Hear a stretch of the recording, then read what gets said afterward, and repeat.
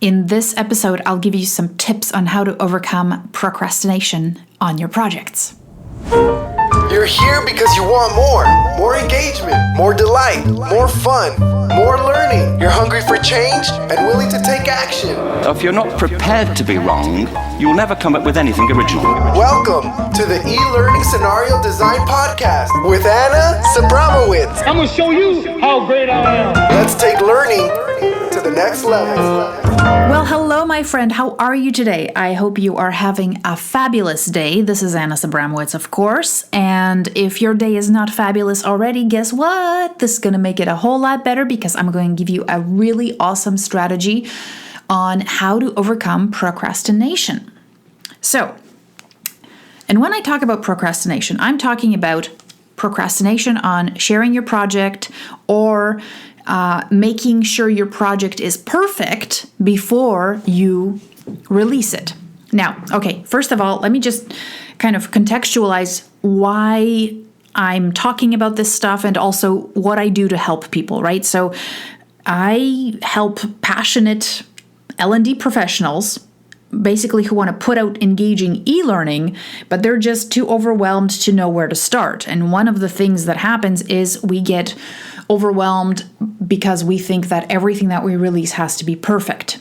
And for me, procrastination and the striving for perfection is another sign of fear, that you're afraid to put something out there because it's not perfect, or you're scared about the results that you're going to get back, right? The feedback you're going to get back. And this kind of just, the reason I'm talking about this is because I had this amazing conversation with a private client this week, and I thought, I know there's other people who are struggling with this, and so if I can help this one person, I can also help many others who are listening to this podcast, which is something I always strive to do, right? Is bring back some of my private client lessons back to you guys because I see commonalities, and I know that if this can help more than one person, why not, right? So what's really cool, and I'm not going to name any names to protect the identity of the innocents, but this lady works for a large humanitarian organization. It's actually really handy because a lot of times when I work with international clients, what happens is sometimes, there's time zones that are so wonky that to try and find out a time when you're both just like super on, let's just say, it helps. So what happened is we're having this wonderful conversation, and we just started working together actually. And I gotta say, it's really cool. I can only take so many clients on at the same time, right? Because I know exactly how many I can take on at the same time. Right now is just 4 because I really, to dedicate the amount of time to be able to talk to them every week and also just to think through their problems together and give them some ideas about how they can help move their projects forward. That just takes the kind of bandwidth that if I go further than that, if I go more than that, it diminishes my satisfaction with those conversations because I really want to be able to focus on them and their projects, right? So I'm not looking for any more clients right now. I'm just telling you this because I think that a lot of us take on way more work when we first get started because we think that we have to say yes a lot, but actually saying no helps you produce better results for your clients because you can be more focused. And I suggest everybody who can to get more comfortable saying no so that you can produce better quality work. I think a lot of the reasons why some of us are frustrated with our work or overwhelmed is because we haven't mastered the ability to say no yet. So get on that, okay? Just say no to somebody today and just feel good about it. Of course, hopefully it's a good no, right? Anyway, so, and the other thing I think is really cool is I get to work with humanitarian organizations, and not all the time, but when I do, it feels so good to be working with an organization that is like their primary focus is to help people. And in this case, it's to help, they're a humanitarian organization that helps refugees, which is a very interesting business because you can't really anticipate when a conflict's going to occur, right? So you have to be very agile. And that's one of the reasons that we're talking together, is because they have over 5,000 employees throughout the world. And one of the things you have to be able to do is scale and be very agile with the learning that you're providing. So this is a great challenge, because you really have to do quite a bit of thinking and analysis to say, hey, if we really want to have a lot of impact in this area, what's like the 20% of learning, and what do we have to deploy to get these people up to speed as soon as possible without really compromising on the quality of the learning that they're going to get? And also thinking about, hey, if we actually are really realistic, if we can actually deliver this in the shortest amount of time, but it's the most powerful piece, what can that be? And scenarios are actually, I think, a huge part of that. And that's why we're having conversations together. And that's why she's hired me to help her with this project, is because the scenarios, what scenarios can do is help people really figure out that they have a gap, because there's a lot of information already out there. There's databases that they have procedures, but to help people recognize that they have gaps, they're coming in with certain assumptions to a certain situation, help them figure out what that is. That's the best kind of learning, I think, is to figure out that there's a gap, because then if you've motivated people enough that they found that gap, boom, they will go and find the info on their own because they're motivated to do it, right? But this is what I think is kind of crazy, is that even though, let's say, the outcome of that learning is going to be that you're eventually going to save lives, in this case, save lives and help people, there's still a fear of procrastination, and there's this project that has been sitting there to actually onboard people onto the company, the humanitarian values and the best practices when you're in a let's say a crisis situation. That's been delivered face to face, and so to be able to move that online has taken some time. However, there's been this fear that it's not perfect enough yet, and that what it will do is it will actually it'll be worse than the face-to-face training. And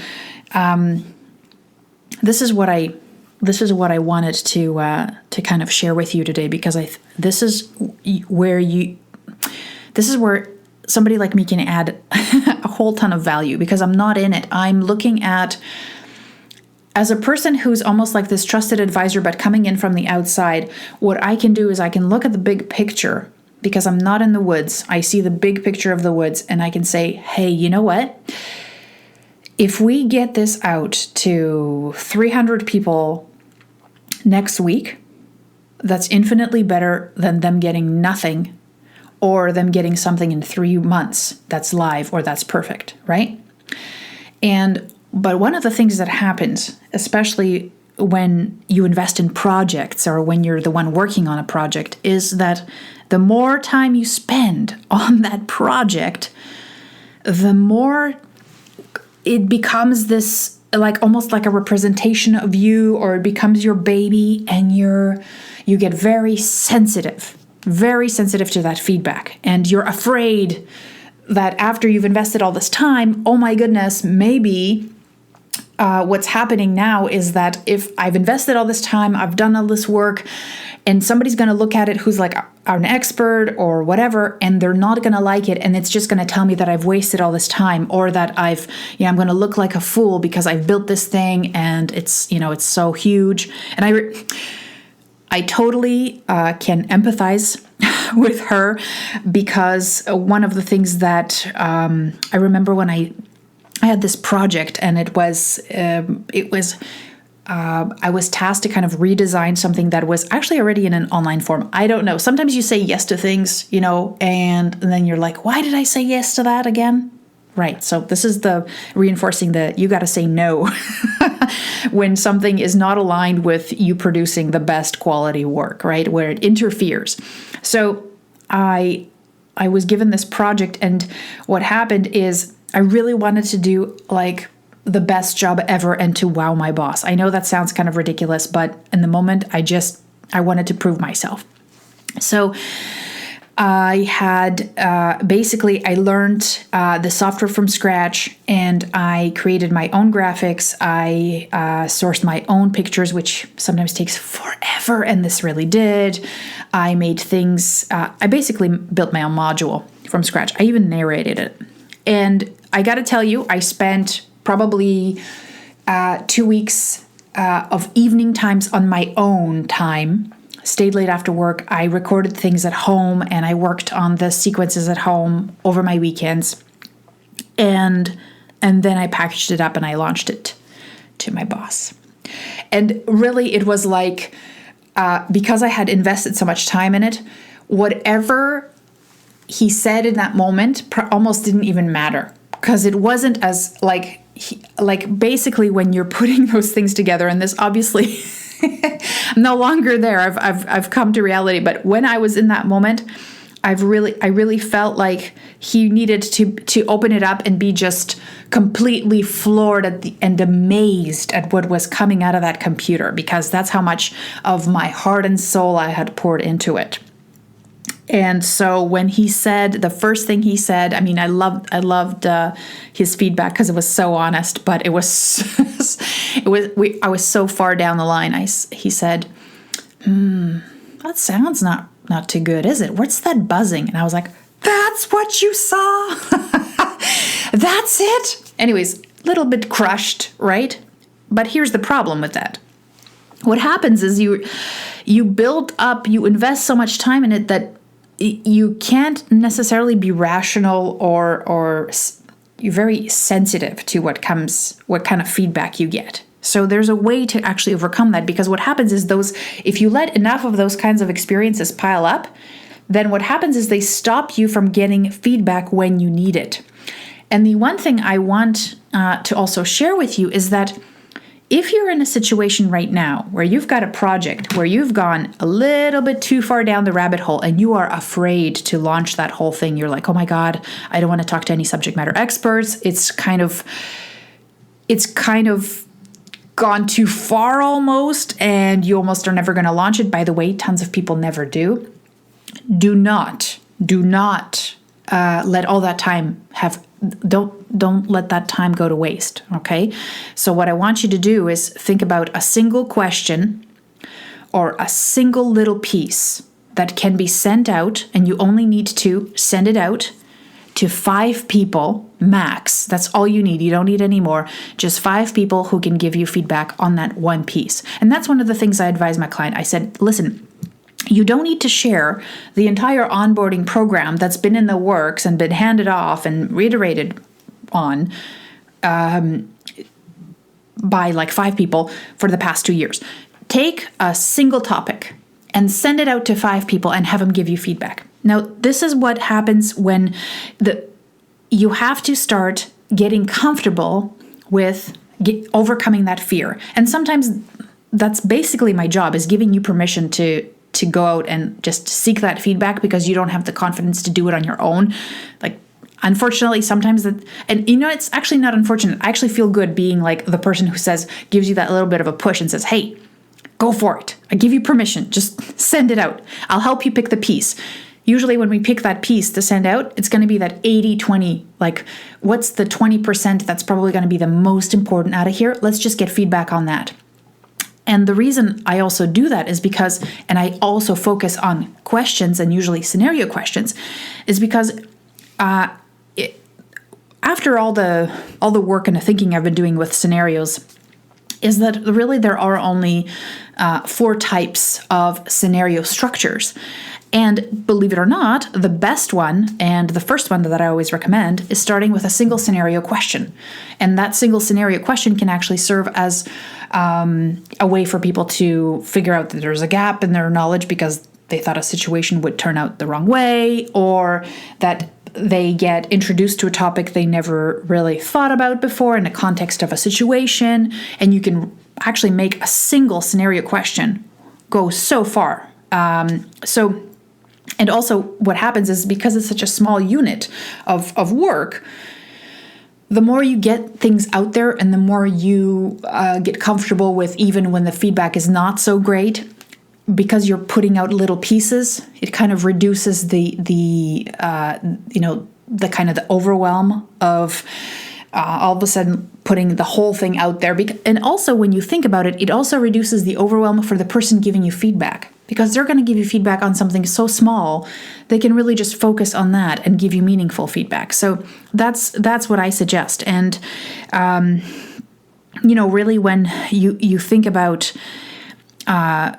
fear and how you overcome it and how you overcome that fear that you've invested so much time in something, is you chunk it down to something really small and get feedback on that, builds your confidence. But I remember a couple of years ago now that I've seen that TED Talk by by Chris Hadfield. He's a Canadian astronaut. And he talked about fear.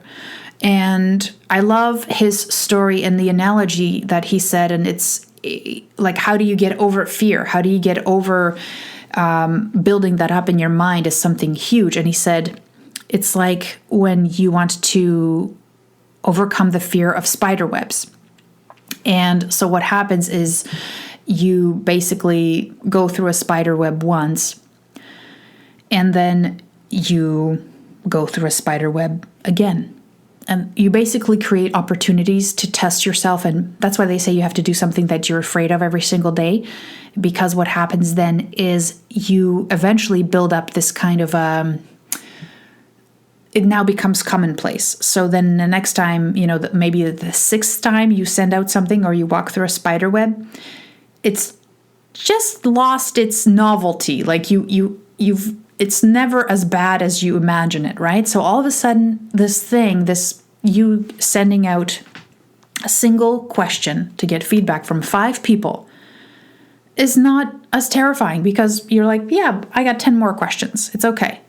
Or I've done this 6 times, and sometimes things come back and they love it, and sometimes they're like, they have some good feedback, and sometimes they hate it. But that's okay, because I've got 9 more to try, or it's just a small piece of what I'm working on, or they gave me such amazing feedback and they love it so much, I think I'm just going to launch this single question and send it out to all of my 5,000 learners to see what they, what kind of feedback comes back from them. And maybe this will be the piece that spurs them to look at the procedures, because I've directed them there if they thought they knew how to solve the situation and it didn't turn out the way they wanted. Boom. Have I made an impact? Heck yeah. That's what I propose you do, is just launch small little pieces and get them out there and get that feedback, and just keep on doing it until it becomes so commonplace that that's how you work. Is your brain, you put together something and then you put it out there and see, hey, do you guys like it? What do you think? Did it provoke you? Did it move you? Can you see it in the context of your work, right? Is this valuable? Is this a question you'd even ask? And if not, why not, right? So get that feedback, and because you're building things for people and you're hoping that, it's valuable. But the thing is you don't have to hope. It's not a wish. It doesn't have to be some sort of far-fetched dream. The more you engage with your learners, the more you find out what they want, what's getting in their way, what are they thinking. The more of that you do, the more you're creating things based on real data, real feedback. And then that fear turns into pride, because you're now putting out things in confidence, because you're building things that actually drive value, and you're quickly assessing if they're valuable or not. And because you haven't spent and invested too much time in them, if the idea sucks, guess what? You can easily discard it, because you haven't invested so much time in it that you're actually going to have to try and sell it to somebody. You don't have to now, right? You figured out this idea. No, this idea. Yes. Okay. We'll run with that one. We'll do that one. Well, actually that one is so good. We're going to do that one 10 more times because that one is so great. And that's how you want to start thinking. That's how you overcome fear. And today you have 2 tasks, right? Maybe 3. First task is say no to something that you usually would say yes to see if it gives you a little bit of confidence, so that you can do things a little bit better in other areas and spend maybe a little bit more time on you and your clients and your projects. And then the other thing is that send a single piece of your project, single, small, but very important piece, to 5 people and get their feedback. That's all you need, is 5 people. And the third thing is, if you want to learn more, I've actually have like a book that has all the details in it. And if you want to check out the book, it is at go to elearningsecrets.com, and you'll be able to learn more about it there. And one of the 4 scenario types, patterns that I talk about in this book. I talk about the other 3 in there as well, so you can learn more about that. But in the meantime, you have enough to get started. So I hope this was helpful. I hope you found it useful, and maybe you'll spread the word. Share the podcast if you find it might help somebody else who's in the same situation as you, or who you think would need some help on a project. So I will talk to you next week, my friend. Take care. You're listening to the E-Learning Scenario Design Podcast with Anna Sabramowitz.